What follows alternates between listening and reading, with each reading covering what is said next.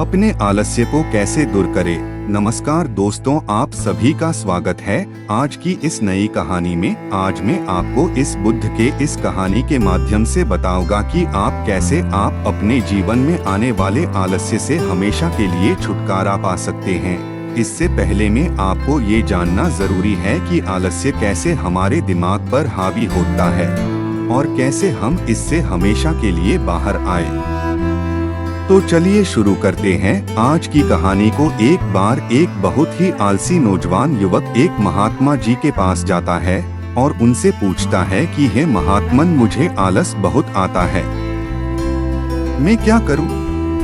फिर वो महात्मा उस लड़के को उत्तर देते हुए कहते हैं, आलस आने के दो कारण हैं। पहला कारण तो यह है कि जीवन में कोई बड़ा लक्ष्य का ना होना, और दूसरा कारण है हमारा मन और शरीर कैसे काम करता है इसकी हमने समझ न होना। ज्यादा आलस किस प्रकार के व्यक्ति को आता है? जिसके जीवन में बहुत बड़ा लक्ष्य नहीं है, उसके जीवन से तो आलस्य कभी जा ही नहीं सकता।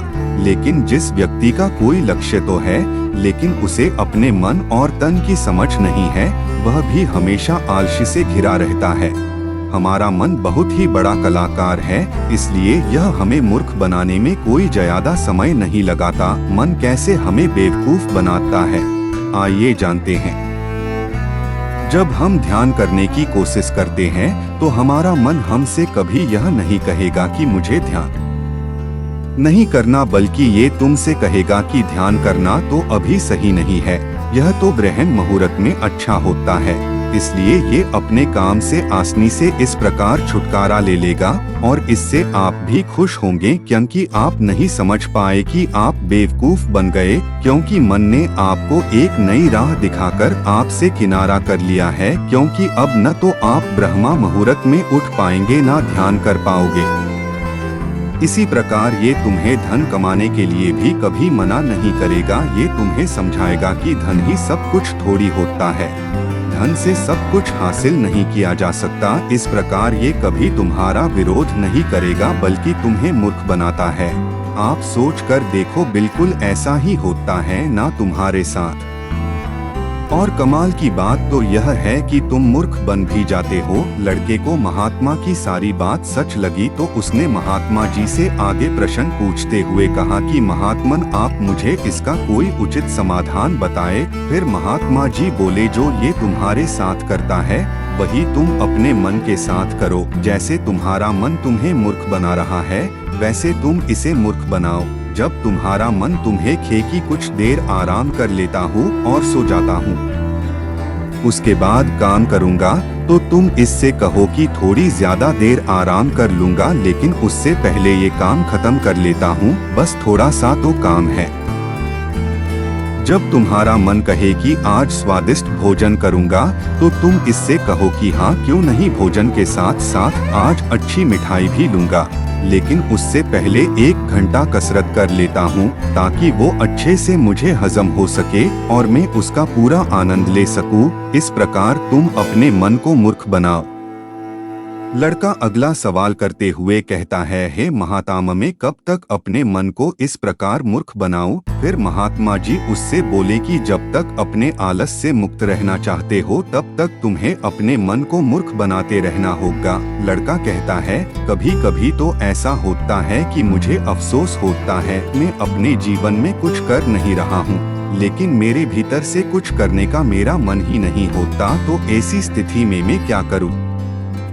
ये सुनकर महात्मा जी कहते हैं, मन को तुम मूर्ख बना सकते हो, लेकिन शरीर को तुम्हें समझना होगा। हमारा शरीर चलता है भोजन से। तुम यदि गलत भोजन करोगे तो सही कम कैसे करोगे? कैसे तुम्हें काम करने की ऊर्जा मिलेगी? गलत भोजन यानी जो तुम्हारे स्वास्थ्य के अनुकूल ना हो, लेकिन तुम अपने स्वाद के लिए खाते हो, जिसका पाचन तुम्हारे शरीर में होता नहीं है। इसलिए तुम ऐसे भोजन को छोड़कर ऐसा भोजन करो जो कि तुम्हारे अंदर ऊर्जा उत्पन्न करे, न कि तुम्हें आलस्य से भर दे। जैसे कि ताजा फल, हरी ताजी सब्जियां और घर का बना शुद्ध खाना आदि। लड़का अगला सवाल करता है, महात्मा कृपया मुझे यह बताएं कि मैं शुरुआत कैसे करूं? महात्मा जी कहते हैं, शुरुआत करो एक बड़ा लक्ष्य निर्धारित करके। एक बड़ा लक्ष्य बनाओ। तुम्हारा लक्ष्य केवल कहने के लिए बड़ा नहीं होना चाहिए। लक्ष्य ऐसा हो जिसके साथ तुम्हारी भावनाएं भी जुड़ी होनी चाहिए। अगर तुम्हारा लक्ष्य ऐसा हो जिसके बारे में सोचकर ही तुम्हारे अंदर एक करंट सा दौड़ जाए, तुम्हें बहुत अच्छा हो जिसके बारे में सोचकर ही, तो तुम्हें कुछ और करने की जरूरत नहीं है। क्योंकि यदि लक्ष्य तुम्हारा ऐसा है तो वो तुमसे सब कुछ करवा देगा। और अगर लक्ष्य इतना बड़ा नहीं है और तुम्हारी भावनाओं के साथ भी जुड़ा हुआ नहीं है, तो फिर पहले तुम अपने ऐसे लक्ष्य को खोजना ही लक्ष्य बना लो, जिस प्रकार भगवान गौतम बुद्ध ने बनाया था। उन्हें भी पहले अपना लक्ष्य नहीं पता था। वो नहीं जानते थे कि मंजिल कैसे मिलेगी। वे तो सिर्फ निकल पड़े थे। जो आशा थी मन में वह भी टूटने लगी थी, लेकिन अंदर से प्यास इतनी गहरी थी कि लक्ष्य को पाकर ही दम लेंगे। जब तक तुम्हें यह नहीं पता कि तुम्हारा लक्ष्य क्या है, तब तक तुम अपने मन को मूर्ख बनाते रहो जैसे वो तुम्हें बना रहा है। कोई भी व्यक्ति शराबी बनना नहीं चाहता, लेकिन वह धीरे धीरे थोड़ा थोड़ा करके अपने मन के जाल में फंस जाता है और उसका मन उसे शराबी बना ही देता है। इसी प्रकार कोई भी व्यक्ति चोर बनना नहीं चाहता है, लेकिन मन उसे लालच देकर चोर भी बना ही देता है। एक बात तो तुम भी हमेशा याद रखना, जब तक तुम बुद्धि से ऊपर उठकर बुद्ध नहीं बन जाते तब तक तुम्हारे पास दो विकल्प है। या तो तुम अपने मन के द्वारा मूर्ख बनो या फिर तुम इसे मूर्ख बनाओ। कामयाब होने के लिए ऐसा करो, बीच का कोई रास्ता नहीं है।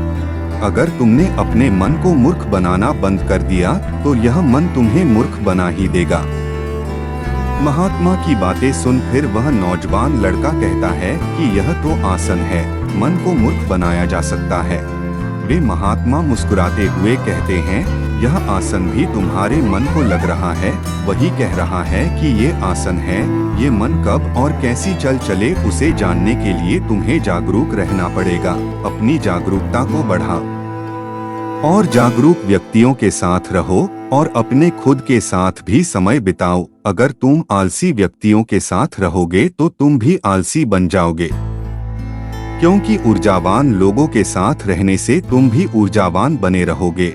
फिर वह लड़का महात्मा जी से कहता है कि मुझे अपने मन को मूर्ख बनाना अभी और इसी वक्त शुरू कर देना चाहिए। महात्मा बोले, हाँ सही कहा तुमने, सही समय की प्रतीक्षा करना भी इसी मन की चाल है, तुम्हें इसमें फंसना नहीं है।